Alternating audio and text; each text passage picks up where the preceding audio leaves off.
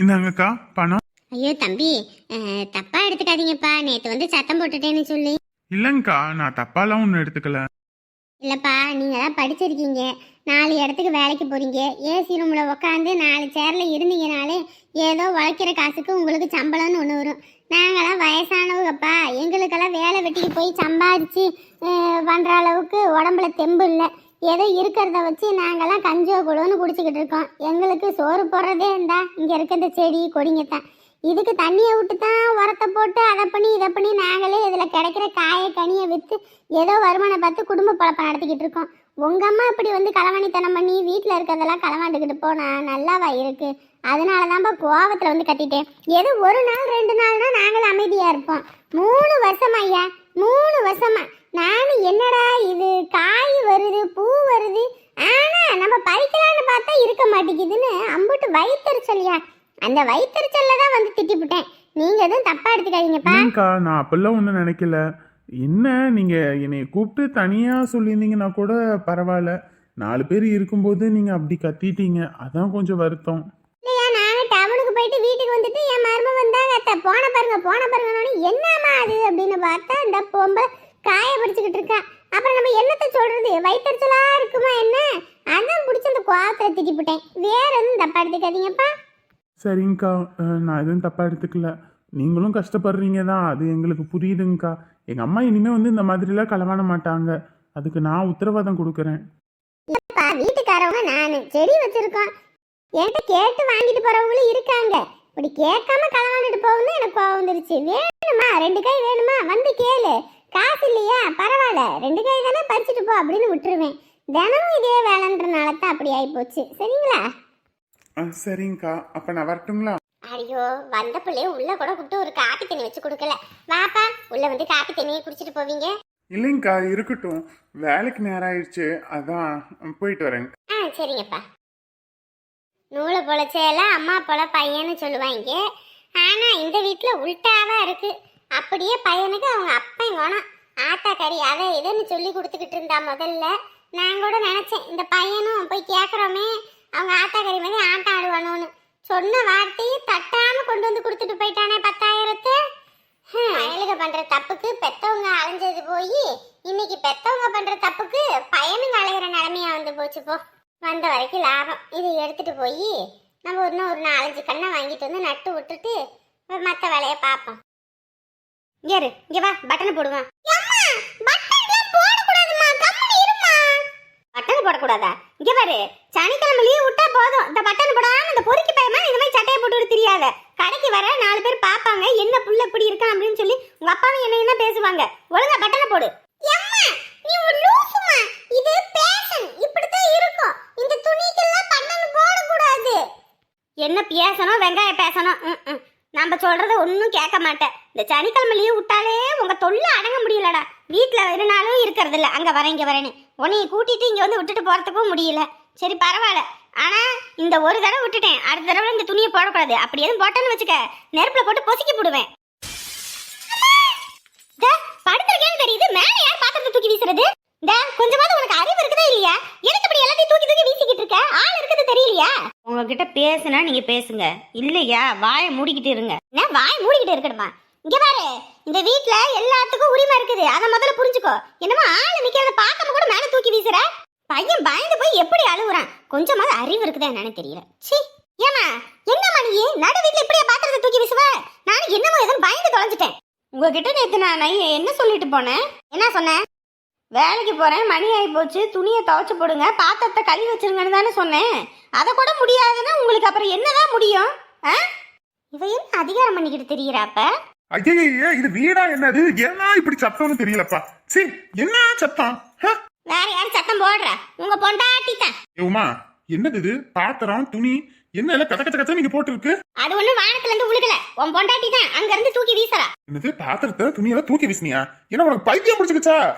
நடு வீட்டுல ஆள் இருக்கும்போது தூக்கி வீசிட்டு. பைத்தியம் தாங்க, எனக்கு பைத்தியம் தான் பிடிச்சு போச்சு. ஏய் என்ன நேத்து நீங்களும் தானே இருந்தீங்க காலையில, துணிமணியெல்லாம் துவைக்கிறதுக்கு நேரம் இல்லை, அத்தை துணியை துவைச்சி போட்டுருங்க, பாத்திரம் எல்லாம் இருக்குது, சமைச்ச பாத்திரம்லாம் கிடக்கு, அதெல்லாம் கழுவி வச்சிருங்கன்னு சொல்லிட்டு தானே போனோம். நேற்று ராத்திரி வேலையாகி போச்சு, அதனால அங்கேயே சாப்பிட்டு வந்துட்டோம். சரி காலையில் சமைக்கலான்னு போய் சமையக்கட்டில் பார்த்தா கச்ச கச்ச கச்ச கச்ச கச்சன்னு கிடக்குது. சோத்தை மட்டும் போட்டு தின்னுபிட்டு இதெல்லாம் அப்படி அப்படியே வச்சுட்டாங்க. சாப்பிட்ட தட்டை கூட கழுவலை, அப்படியே காஞ்சு போய் கிடக்கு. இதெல்லாம் எவன் கழுவுறது?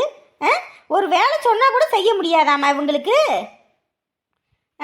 சொல்லுங்கங்க, இந்த வேலை கூட உங்க அம்மாவுக்கு செய்ய முடியுமா முடியாதா? பெரிய மருமவளை காலையும் சின்ன மருமவளை தலையிலையும் தூக்கி வச்சால, அதுதான் நல்ல தலையில ஏறி தபேலா வாசிக்கிறான். வேலைக்கு போற மருமவ அவளை சமைக்க சொல்லாதே, நீ போய் சம. வேலைக்கு போற மருமவ பாத்திரம் பண்ண நீ கழுவு. அவ வேலைக்கு போற மருமவ நீ சும்மா தானே தின்னுபிட்டு கிடக்குற, வீட்டை கூட்டு. வேலைக்கு போற மருமவ அவ துணிமணி எல்லாம் நீயே துவ அப்படின்னு எப்ப பார்த்தாலும் அவளை தூக்கி தூக்கி வச்சு நம்மளை காலில் போட்டு மிதிச்சா. அதான் இன்னைக்கு சாணியோட கேள்மா போட்டு மிதிக்கிறேன். நேரத்துக்கு சோறு வேணும், அது வேணும்னு இது வேணும்னு கேட்டு திங்க தெரியுது. ஒரு பாத்திரம் பண்ண ஒரு சொல்ற வேலையை செய்யறது கூடவா முடியாது? ஏமா என்னம்மா அதை கூட செய்யறதுக்கு என்ன, வீட்டுல தானே இருக்கு நீ. இது நல்ல கூத்தால இருக்குது. இப்ப என்னடா சொல்ற நீ? ஒரு வாரம் இங்கேயும் ஒரு வாரம் அங்கேயும் தானே சாப்பிட போறீங்க, ஒரு வாரம் நாங்க தானே சோறு போடணும். ஏன் சொல்ற வேலையை செய்யக்கூடாதா? அப்படிங்களாமா? சரி வேற என்ன பண்ணணும்? ஏறுங்க, இந்த நக்கலா பேசுற வேலையெல்லாம் வச்சுக்காதீங்க, சொல்லிட்டேன். உங்ககிட்ட முடியாதுன்னு நேற்று சொல்ல வேண்டியதானே? நான் இருந்து வேலையை முடிச்சுட்டு போவேன்ல, அதை விட்டுவிட்டு நீங்க பாட்டுக்கு செய்யற மாதிரி தலையாட்டிவிட்டு ஒண்ணுமே செய்யாம இருந்தா என்ன அர்த்தம்? காலையில எந்திரிச்சு எப்படி சமைச்சு முடிச்சுட்டு நான் வேலைக்கு போவேன், இதுல வேற சோறு வேணும் அது வேணும் இது வேணும்னு கேட்க தெரியுது. இதெல்லாம் ஒரு வேலை கூட செய்யக்கூடாதா? வாடி என் மருமவளே, மறிக்கொழுந்து மருமவளே. ஏண்டி நீ எல்லாம் முளைச்சு 3 இலை விடல, நான் வந்து உனக்கு முன்னாடி பிறந்தவ, நான் நீ சொல்றத கேப்பனா? அப்படி போடு. மாமியாருக்கு மருமவளுக்கே முட்டிக்கிச்சா, இனி கிழிஞ்சது கிருஷ்ணகிரி. உன் அப்பா அத்தா வீட்டுல இருந்து நீ நகை நட்டு கொண்டு வந்தீங்கன்னா உன்னை தலையில தூக்கி வச்சு ஆடலாம்னு நினைக்கிறியா? திருட்டு கழுத.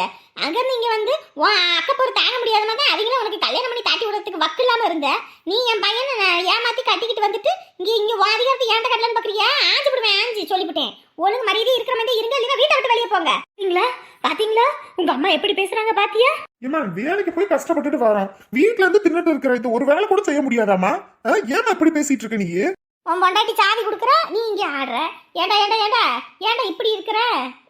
உன் பொண்டாட்டி பண்ற தப்பெல்லாம் உங்க அண்ணுக்கு தெரியல. உன் அன்னிக்கறி இத்தனை வருஷம் இருந்தாண்டா இந்த வீட்டுல, இவ வரத்துக்கு முன்னாடில இருந்து இருந்தா. இன்னைக்கு உன் பொண்டாட்டிக்கு நம்ம 2 பேத்துக்கு நான் என்னடா 10 இட்லி 15 இட்லியோட சாப்பிட்றேன், 2 இட்லியும் முழுங்க முடியாம முழுங்குவேன். எனக்கு ஆக்கி போறதுக்கே வக்கு இல்லாம துப்பு இல்லாம மொத்த வேலை என் தலையில கட்டிட்டு போறான். ஆனா உன் அன்னிக்காரி வந்து எத்தனை வருஷம் 10-15 வருஷமா இந்த வீட்டுல அம்புட்டு வேலை இழுத்து போட்டு பார்த்தா. ஒரு நாள் கூட எனக்காக வந்து நீங்க இதை பண்ணுங்க அதை பண்ணுங்கன்னு சொன்னது கிடையாது. அம்புட்டு வேலையை இழுத்து போட்டு பார்த்தவளே என்கிட்ட ஒரு வேலையும் சொல்லாத போது இவ ஒருத்தி, இவ சொல்ற வேலையில நான் செய்வேனா? பாத்தீங்களா உங்க அம்மாவுக்கு எப்படி எகத்தாளன்னு? தனி குடுத்தனத்துல இருக்கும்போது வாங்கம்மா ஒன்னா இருங்கம்மா நாங்க ஒன்னா வந்தோன்னே பாத்தீங்கல்ல. சொல்லி அத சொல்லுடி. உன்னையெல்லாம் வீட்டுக்குள்ள கூட்டிட்டு வந்து விட்டல அந்த ஆமை முஞ்சுக்கறியே, அத சொல்லு. ஆமை பூந்த வீடு வழங்காதுன்ற மாதிரி நீ பூந்த வீடு வழங்காதுன்னு எனக்கு இப்பதானே தெரிஞ்சது. நீ இந்த சொன்ன பத்தி இந்த ஒரு வார்த்தை எனக்கு அப்ப உரைக்கல, இப்ப உரைச்சுது. இது மட்டும் முதல்ல நடக்குன்னு தெரிஞ்சிருந்துச்சு வச்சுக்க, உன்னை வீட்டுக்குள்ளே விட்டுருக்க மாட்டேன். என் புத்திய போய் நானே செவத்துல முட்டிக்கிட்டு இருந்திருக்கணும். பாத்தீங்களாங்க, நான் ஆமை மூஞ்சாமா? நீ ஆமை மூஞ்சலடி, விடியா மூஞ்சி. நல்லா அந்த குடும்பத்தை பிரிச்சு விட்டுட்டா. அண்ணன் தம்பிங்க 2 பேரும் சந்தோஷமா பேசிக்கலனாலும் ஒருத்தன் மேல ஒருத்தன் உசுரா இருந்தான். வீட்டுக்குள்ள வந்து அதை எதன்னு சொல்லி கொடுத்து மொத்த குடும்பத்தையும் பிரிச்சது இல்லாம சொத்தையும் பிரிக்க வச்சு இன்னைக்கு இந்த நிலைமைக்கு ஆளாக்கி விட்டுட்டு பேசுறா பாரு பேச்சு. எதுக்குமா நீ அவளை சொல்லிட்டு இருக்க? டேய் உனக்கு அதுதான்டா. பொண்டாட்டி பேச்ச எதுல கேட்கணுமோ அதுல கேட்கணும். தேவையில்லாம எல்லாத்துலயும் கேட்டா இப்படிதான் வந்து விடியும். இவளோட குணம் என்ன சுயரூபம் என்னன்னு தெரியாம இத்தனை நாள் நானும் பைத்திய கழிச்சு மாதிரி இருந்துட்டேன். ஆனா இப்பதான்டா தெரியுது, வெளுத்ததெல்லாம் பால் இல்ல கல்லும் வெளுத்துதான் இருக்குன்னு புரிஞ்சுக்கிட்டு தான்டா பேசுறேன். இப்ப முடிவா என்னமா சொல்ற? நாங்க என்ன வீட்டை விட்டு போகணும்ன்றியா? ஐயோ அப்பா, நான் எதுவும் சொல்லலப்பா. ஏற்கனவே நடு வீட்டை கூறு போட்டு வித்துட்டீங்க. இதுல படுக்கிறதுக்கு இடம் இல்லாம இங்க படுக்கிறதா அங்க படுக்கிறதான்னு சொல்லி நானே நாதி எடுத்து போயிருக்கேன். நீங்க என்ன உங்களுக்கு என்ன குறைச்சது? அதான் ஆளாளுக்கு ஒரு ரூம் இருக்கு, ரூம்ல போய் படுத்துக்கிறீங்கல்ல, படுத்துக்கங்க. இந்த வீட்டுல சாப்பிட்டா இங்க படுத்துக்கணும், அந்த வீட்டுல சாப்பிட்டா அங்க படுத்துக்கணும். எனக்கு தின்னதானப்பா, நீங்க நல்லா தின்னுபிட்டு நல்லா போய் படுத்து தூங்குங்க போங்க. அப்பாடி அப்பா, என்ன வாயி! இந்த வாய்க்குதான் அவங்க புருஷன் சீக்கிரம் போய் சேர்ந்துட்டாரு. என்னங்க நான் என்ன தப்பா சொன்ன மாதிரி பேசுறீங்க? பாரு, ஏதோ சண்டைனா சண்டையோட இருக்கணும். அதோட எங்க அப்பா அதை பத்தி இதை பத்தி பேசிட்டு இருந்தேன்னு வச்சுக்க, அரைஞ்சு போடுவேன்னு சொல்லிட்டு ஒழுங்கு மாதிரி இதே எடுத்து போட்டு கழுவி போடி. எதுக்கு தான் இந்த வீட்டுக்கு வாக்கப்பட்டு வந்தனோ பார்க்குற எல்லாரும் திட்டுறாங்க. இவங்கள திட்டுறதுக்காக நான் பிள்ளையா பிறந்திருக்கேன். என் அப்பா அத்தா வீட்டில் இருக்க வரைக்கும் எனக்கு சோத்துக்கு குறைச்சல் இருந்துச்சா, உடுத்துற உடிக்கு குறைச்சல் இருந்துச்சா, என்னை தங்கம்மா தாங்கினாங்க. ஆனால் இன்னைக்கு இந்த வீட்டுக்கு வந்து இப்படி அக்கப்போற அனுபவிக்கிறேன். நீ ஒப்பாருவி, நான் வைக்க வேணாம்னு சொல்லல. ஆனா அவன் பாத்திர மட்டத்துல எடுத்துட்டு போய் தூக்கி வெளியே வச்சு அங்க போய் ஒப்பாருவி. ஏற்கனவே நடு வீட்டுல ஒப்பாரி வச்ச மாதிரி தான் இருக்கு, இதுல மேற்கொண்டு வேற ஒப்பாரி வைக்கணுமா? வந்துட்டா இப்பதான் பெரிய இவ மாதிரி. வாயை அடக்கி பொத்திக்கிட்டு இருந்தா நம்மளை வந்து ரொம்ப இதா நினைச்சுக்குவாருங்க போல இருக்கு. இவளுகளுக்கு வேலை செஞ்சு கொடுக்க நான் என்ன வேலைக்காரியாவா இருக்கேன்? இவளுக்கு ஒரு சோறு போடுறதுக்கோசரம் இவளுகளுக்கு துணிமணி துவைச்சு கொடுத்து புழுக்க வேலை பார்ப்பாங்களா? போட்டா போடு, போடாட்டி போடி. இவ போடுறோம்னா நம்ம தொண்ணாந்துக்கிட்டு இருக்கோம். இப்ப டேய் நீ வாட, நம்ம போமா. பரவாயில்லப்பா, இன்னைக்கு தான் நல்ல நிம்மதியா சாமியை கும்பிட்டோம். பத்திரிக்கையெல்லாம் வச்சு கும்பிட்டாச்சு. அவங்களும் அப்படியே கொடுத்துட்டு வரேன்ட்டு போயிட்டாங்க. சரி நம்மளும் அப்படியே வீட்டுக்கு போக வேண்டியதான். என்னங்க யாரு உன் மூஞ்சிலே முடிக்க கூடாதுன்னு தானே நான் பாட்டுக்கு விலகி போறேன். நீ இந்த ரூம்ல இருந்தா நான் அந்த ரூமுக்கும், நீ இந்த ரூமுக்கு வந்தா அந்த ரூமுக்கும் நான் பாட்டுக்கு போய்கிட்டு இருக்கேன். அப்புறம் எதுக்கு என்னை சும்மா நோண்டிக்கிட்டு இருக்க? நான் உங்களுக்கு எப்படிதான் சொல்லி புரிய வைக்கிறது? என் மேல எந்த தப்புமே கிடையாது. ஐயோ சாமி, நீ தப்பு இல்லாத உத்தமையாவே இரு. ஆனா என்கிட்ட இருந்து கொஞ்சம் தள்ளியே இரு. உன் காத்து பட்டா கூட அந்த இடத்துல விளங்காது. இப்படியேதாம நீங்க ஒவ்வொரு தடவையும் பேசுறீங்க. ஆனா உங்க பையன் என்னை கல்யாணம் பண்ணிக்க கூட இல்லம்மா. என்னை காதலிக்கும் போது உங்க பையனுக்கு கல்யாணம் ஆனிச்சுன்னு கூட எனக்கு தெரியாதுமா. அவர் 3 பிள்ளைங்களுக்கு அப்பன்னு தெரிஞ்சிருந்தா, கல்யாணம் ஆனவனு தெரிஞ்சிருந்தா நான் அப்பயே அவரை விட்டுட்டு போயிருப்பேம்மா. ஆனா அதெல்லாம் அவர் என்கிட்ட சொல்லவும் இல்லை, ஒன்றும் இல்லம்மா. அவர் என்னை ஏமாத்திதாம்மா இந்த மாதிரிலாம் பண்ணிட்டாரு. முள்ளுல சேலை பட்டாலும் சேலையில முள்ளு பட்டாலும் சேதாரம் என்னமோ சேலைக்கு தான். அந்த மாதிரி தான் ஆம்பளை என்ன தப்பு பண்ணாலும் அவன் ஆம்பளைன்ற போயிருது. ஆனா நான் பண்ண தப்புனால உங்க பையன் என் வாழ்க்கையில வந்ததுனால இன்னைக்கு பெத்த பிள்ளைகிட்ட இருந்து நான் விலகி நிக்கிறேன். அவளுக்கு ஒரு நல்லது கூட நான் தான் அம்மான்னு சொல்லி செய்ய முடியாத அளவுக்கு ஒதுங்கி நிக்கிறேன். ஏய் இங்க வாடி, ஏண்டி அப்படியே ஒதுங்கி ஒதுங்கி போறவ? கம்மி இருங்க, எப்ப பார்த்தாலும் உங்களுக்கு அதே இதுதான். இங்க பாரு, இப்ப எதுக்கு நீ கோவப்பட்டு போட்டு தள்ளி தள்ளி போடுற? சொல்லு. கோவப்படாம எப்படி இருப்பாங்க? நீங்களும் என்ன கல்யாணம் பண்ணிக்கங்கன்னு கேட்டா அது மட்டும் வாயே திறக்க மாட்டேங்கிறீங்க. அது வந்து நம்ம 2 பேரும் சந்தோஷமா தானே இருக்கோம். அப்புறம் எதுக்கு கல்யாணம்? எல்லாரும் ஒரு மாதிரி உங்களை பத்தி பேசுறாங்க. அதை கேட்கும் போதுல எனக்கு மனசு கஷ்டமா இருக்கு. உங்ககிட்ட கேட்கணும்னு தோணுது. ஆனாலும் ஏதோ தயக்கத்தினாலதான் கேட்காம இருக்கேன். என்னடி ஊர்ல இருக்கவன் 1000 சொல்லுவான். நான் உன்னைய நம்புறேன், நீ என்ன நம்ப மாட்டியா? ஏங்க, நான் அப்பா அத்தா இல்லாத பிள்ளைங்க. வளரும் போதே அம்பட்டு கஷ்டத்தைப்பட்டு தான் சித்தி கொடுமை அனுபவிச்சு வளர்ந்தேன். இதுக்கப்புறமும் உங்க கூட கல்யாணம் பண்ணிக்கிட்டு சந்தோஷமா குழந்தை குட்டி பெத்துக்கிட்டு சந்தோஷமா வளரணும்னு ஆசைப்படுறேன். இப்படி நீங்களும் இருந்தா எப்படிங்க?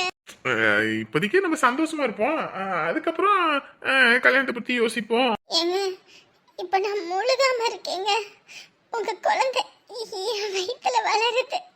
இந்த நேரத்துலயாவது தாலி கட்டுங்க. சரளா, என்ன சொல்ற? ஆமாங்க, உங்க வாரிசு என்னோட வயித்துல வளருது. இன்னைக்கு சரியான வாந்தி. அப்பதான் பக்கத்து வீட்டு மருத்துவச்சியம்மா, என்னடி இப்படி வாந்தி எடுத்துட்டு இருக்க, புள்ளத்தாச்சி மதினாங்க. அப்புறம் என் கையை பிடிச்சி பார்த்தாங்க. அவங்க தான் சொன்னாங்க இந்த மாதிரின்னு. 37 நாள் ஆகுதுங்க. ஐயோ, ஏற்கனவே அங்க 3, இங்கே என்ன நம்மளால சமாளிக்க முடியாது சாமி. சரளா, இப்போதைக்கு குழந்தை வேணுமா? குழந்தை வேணுமாவா? என்னங்க பேசுறீங்க? வேணுங்க. உங்க கையால தாலி கட்டிக்கணும், குழந்தைய பெத்துக்கணும். 1 இல்ல 2 இல்ல 10 குழந்தைங்களை பெத்துக்கிட்டு அப்படியே வீடு முழுக்க குழந்தைங்களா இருக்கணும். அதுங்களுக்குன்னு கல்யாணம் காட்சி அப்படின்னு அதுங்க கூட நம்ம குடும்பம் அவ்வளோ பெரிய குடும்பமா வாழணும்னு ஆசைப்பட்டுட்டு இருக்கேன். நீங்க என்னங்க இப்படி பேசிட்டு இருக்கீங்க? அனாதையா வளர்ந்த எனக்கு தாங்க தெரியும் குடும்பத்தோட அருமை. அதுதான் என்னால ஒரு சொந்தத்தையும் ஒரு குடும்பத்தையும் உருவாக்க முடியாது, ஆனா என் குழந்தைங்களால உருவாக்க முடியும்ல. சரளா, நான் சொல்றேன்னு தப்பா எடுத்துக்காத. ஜோசியக்காரன் சொல்லியிருக்காரு இப்போதைக்கு கல்யாணம் பண்ணக்கூடாதான். அப்படி கல்யாணம் பண்ணா என் உயிருக்கு ஆபத்தான். அதுவும் குழந்தை உண்டானா அடுத்த 1 வருஷத்துலேயே நான் இறந்துருவேன் அப்படி இப்படின்னு சொன்னாங்க. அதனால இப்போதைக்கு இந்த குழந்தை வேண்டாம். அடுத்து ஒரு 2 வருஷத்துக்கு தள்ளி போடுவோம். நம்மளும் கொஞ்சம் ஒரு நல்ல நிலைமைக்கு வந்ததுக்கப்புறம் குழந்தைய பார்த்துக்கலாமே. ஆ என்ன சொல்ற? ஆ நம்ம அப்படி பார்த்துக்கலாம் தானே? சொல்றீங்க எவ்வளவுமே நீங்க தாங்க. உங்களுக்கு ஒண்ணுனா நான் எப்படி தாங்குவேன்? ஆசாசியா இருந்தேங்க.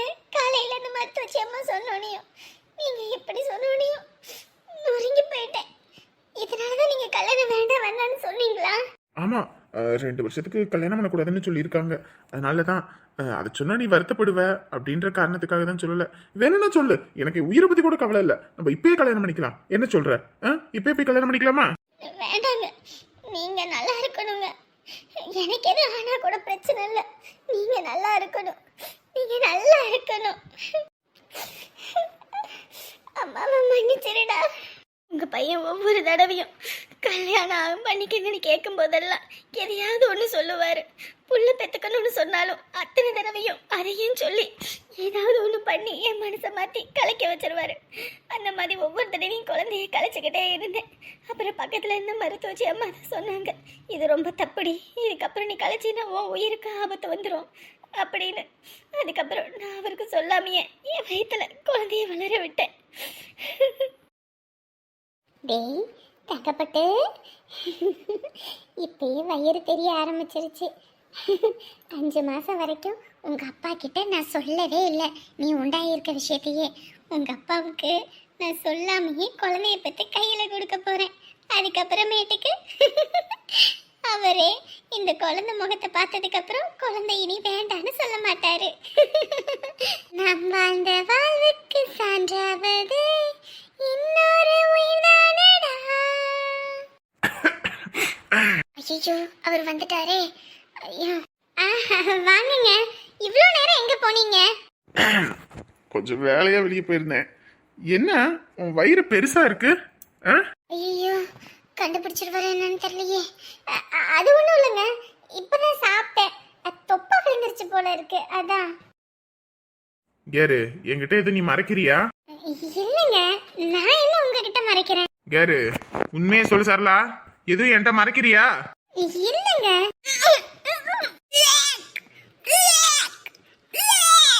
மறைச்சிட்டு அடி திரியிற புள்ளையே வேணாம் அப்படின்னு நான் இருந்தா எனக்கிட்ட சொல்லாம மறைச்சுக்கிட்டு இந்த வேலையை பார்த்துட்டு இருக்கியா நீ?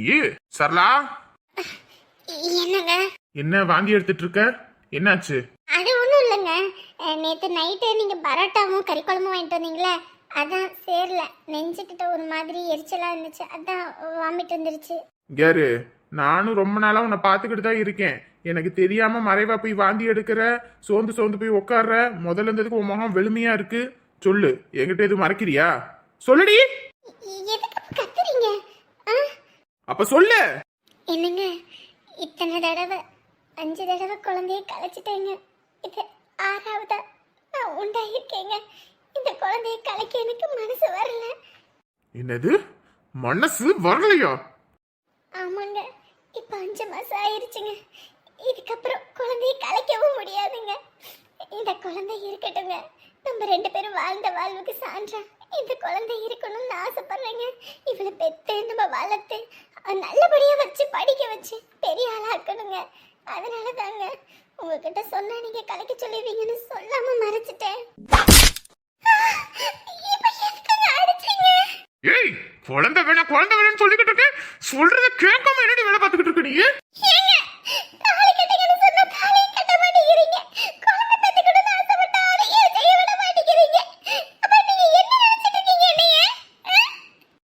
இப்படி சொன்னா புரியாது. உன்னைய இன்னைக்கே முடிச்சிடுறேன்.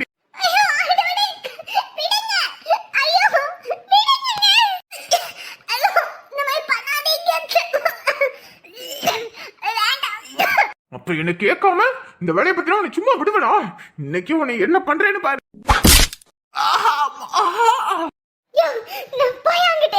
நானும் போன போதுன்னு பொறுத்து போன நீ என்னையும் என் குழந்தைய அழிக்க பாக்குறியா?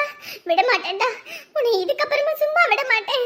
நீ யாரு என்னன்னு தெரிஞ்சதுக்கு அப்புறம் தான்டா இந்த குழந்தை வளரணும்.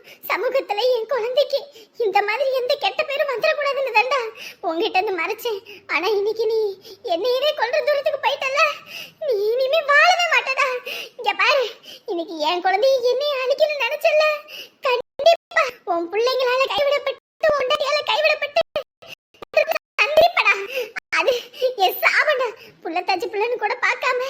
என் புள்ள என்னை அழிக்கணும்னு நினைச்சல, இனிமே வாழ்நாள் முழுக்க நரக வேதனை அனுபவிப்படா, அனுபவிப்ப. இது ஏன் மேல சத்தியம். ஏய், சத்தியம் பண்றதுக்கு உயிரோட இருந்தாதாண்டி. இன்னைக்கு உன்னை இருடி என்ன பண்றேன்னு பொறுத்தது போதுண்டி சரளா. இவங்க கூட இருந்து இந்த குழந்தைய காப்பாற்ற முடியாது. இப்பயே இங்க இருந்து போயிருவோம். நம்ம புள்ள நமக்கு ரொம்ப முக்கியம். ஐயோ, அடிச்சு போட்டு போயிட்டாலே. அவளை எங்க இருந்தாலும் விட மாட்டேன். ஐயோ, நீ அழாதம்மா, நீ அழாத. இப்பயாவது புரிஞ்சுக்கோங்க, நான் வேணும்னு உங்க மருமவளுக்கு எந்த தப்பையும் பண்ணல, எந்த பாவத்தையும் பண்ணல. உங்க பையனால உங்க மருமவ எப்படி ஏமாந்தலோ அந்த மாதிரி தான் நானே ஏமாந்தேன். என் குழந்தைய ஏமாந்தேன். சரிடாமா, இத்தனை நாள் உன்னை புரியாம என் வார்த்தையால கொண்டுட்டேன். அதுக்காக என்ன மன்னிச்சிருமா. உன் காலில் விழுந்தா கூட அதுக்கு ஈடுனையே இல்லை. அம்மா அப்படிலாம் சொல்லாதீங்க. இல்லம்மா, பிள்ளைய பெக்கிறதுக்கு பதிலா ஒரு பச்சவதியை பெற்ற வச்சிருக்கேன். உன் வாழ்க்கையை அழிச்சிட்டு போயிட்டானேம்மா. ஐயோ மன்னிச்சிருமா. என் மருமவ பட்ட கஷ்டத்தை நான் கண்ணால பார்த்தேன். ஆனா நீ ஒவ்வொரு தடவையும் குழந்தைய அழிக்கும் போது என்கிட்ட வருத்தப்பட்டிருப்ப, வேதனைப்பட்டிருப்ப. ஒரு தாயா எனக்கு அந்த வழி புரியுதுமா. அந்த படுபாவி சண்டால அதுக்கெல்லாம் சேர்த்து இப்ப நல்லா அனுபவிக்கிறாமா, இப்ப நல்லா அனுபவிக்கிறான். அது சரி, என் பேத்தி எங்கம்மா, என் பேத்தி எங்க? உங்க பையனால அவனுக்கு பயந்துகிட்ட குழந்தையை காப்பாற்றணும்னு அங்கிருந்து ரொம்ப தூரம் தள்ளி வந்தேம்மா. வந்ததுக்கப்புறம் ஒரு பாட்டியம்மா தான் எனக்கு அடைக்கலம் கொடுத்து என் குழந்தைக்கு பிரசவம் பார்த்தாங்க. பார்த்தோன்னே பொம்பளை பிள்ளையா இருந்துச்சு. ஆம்பளை பையனா இருந்தா கூட ஏதோ ஒன்று பண்ணி வளர்த்துடலாம். ஆனால் பொம்பளை பிள்ளை, அதுவும் நானே அப்பா அம்மா இல்லாமல் கஷ்டப்பட்டு ஒரு தப்பானவங்கிட்ட மாட்டிக்கிட்டு என் வாழ்க்கையை அழிஞ்சு போச்சு. அந்த மாதிரி என் பொண்ணுக்கு அந்த நிலைமை வந்துடக்கூடாதுன்னு தான் ஆசிரமத்தில் கூட்டிகிட்டு போய் விட்டேன். விட்டுட்டு அடுத்த நாளே அவளை பார்க்காம என்னால் இருக்க முடியலம்மா. மறுபடியும் அதே ஆசிரமத்துக்கு போய் வேலைக்கு சேர்ந்தேன். என் பிள்ளைய நான் தான் அவள் அம்மான்னு சொல்லாமையே வளர்த்தேன். எம்மாடி, அப்ப யாருமா என் பேத்தி? வேற யாரும் இல்லம்மா, என் புள்ள லைலா தான். இப்ப நம்ம நிரஞ்சன் தம்பிக்கு கட்டி வைக்க போறோமே, என் பொண்ணு லைலா. அவ கல்யாணத்துக்கு தான் நான் யாரோ ஒருத்தி மாதிரி இருந்து பண்ணிக்கிட்டு இருக்கேன். கடவுளே, தப்பான வகையில பிறந்தாலும் என் பேத்தி தங்கமான குணத்துல உள்ளவ. அவளுக்கு எந்த குறையும் வராதுமா, எந்த குறையும் வராது. அவ தப்பான வகையில பிறந்திருந்திருக்கலாம், ஆனா தப்பான வாழ்க்கை வாழல. அவளுக்கு ஒரு நல்ல குடும்பம் கிடைச்சிருக்கு. நான் உன்னையே தப்பா எடுத்ததுக்கு மன்னிச்சிருமா. இந்த கல்யாணத்தை நல்லபடியா